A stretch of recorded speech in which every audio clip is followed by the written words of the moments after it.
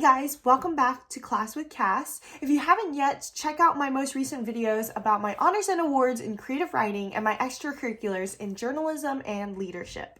So I know it's been a hot minute since my last videos, but I am finally free because it is spring break. I am obviously back home and I'm here to give you all the goodies, what you guys have been asking for a while now, study skills. So the following are study tips that I use, but I also asked some of my Yale friends to chime in, so I've included them amongst mine.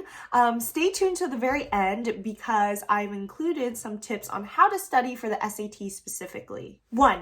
Figure out your prime time. So do you study best in the morning or right after school or at night? When do you feel like your mind is most awake and just ready to go at it? For me, I study best in the mornings. In high school, I had to wake up at around 6 to get ready for school and commute to school, but now that I'm in college, I can pretty much go to sleep and wake up whenever I want, depending on my class times. However, I still make the effort to go to sleep early, in my ideal world, 10:30, 11, and wake up at around 6:30 or 7 o'clock because I feel like my mind is so awake in the morning. There's just something awesome about waking up before everyone else, including the sun, and just killing your to-do list. 2. Figure out your time interval. What I mean by this is, how long can you study before your mind gets distracted and you start reaching for your phone? For me, I figured that my prime time interval is about 40 minutes. So I set a timer on my phone for about 40 minutes and I put it away, out of sight, out of reach. I'm super hyper-focused for those 40 minutes, and when my alarm goes off, I then treat myself to 10 minutes of relax time. Side note, some people find that having a timer that counts up is actually more helpful for them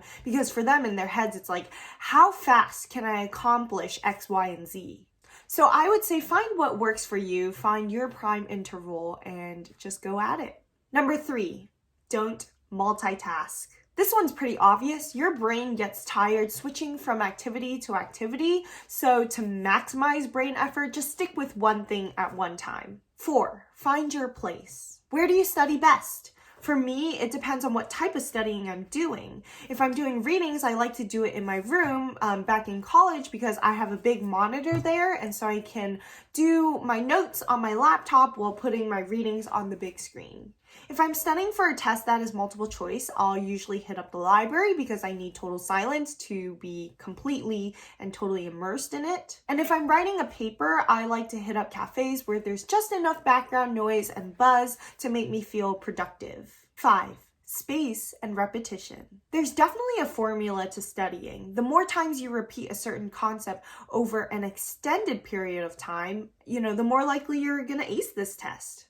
Make sure you draw up a master calendar at the beginning of the year when you first receive all of your syllabi so that you can put all those major deadlines for your tests, for your projects, for your papers on that calendar, and you can pace yourselves before those deadlines. 6. Make your own practice questions. Making and reading study guides is super important, but if you're not practicing actual questions, your mind might blank when you get into the test room because you're just used to regurgitating concepts, not solving problems. So come up with your own questions and make sure you're answering them correctly. And finally, we are at the bonus section, how to study for the SATs.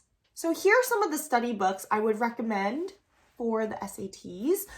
Note that I myself didn't use all of these books because some of them were not out yet when I took it, but my brother used them and found them super helpful. Some tips on the SAT specifically. What you want to focus on in the beginning are concepts rather than diving into the practice questions directly. The way you approach the test, for example, just knowing that there is only one right answer that is supported by evidence that is found in a certain passage, like even those small steps will help you get those high scores. After you practice, make sure you practice under the actual testing conditions.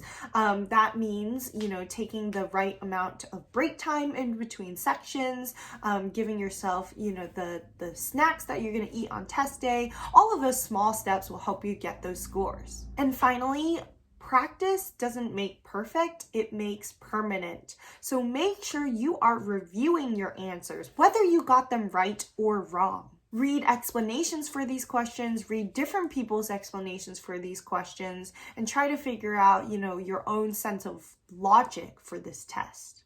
Hopefully you guys found this helpful. Now I want to know, what are your study tips? Leave them in the comments below and support each other, your fellow students watching out there.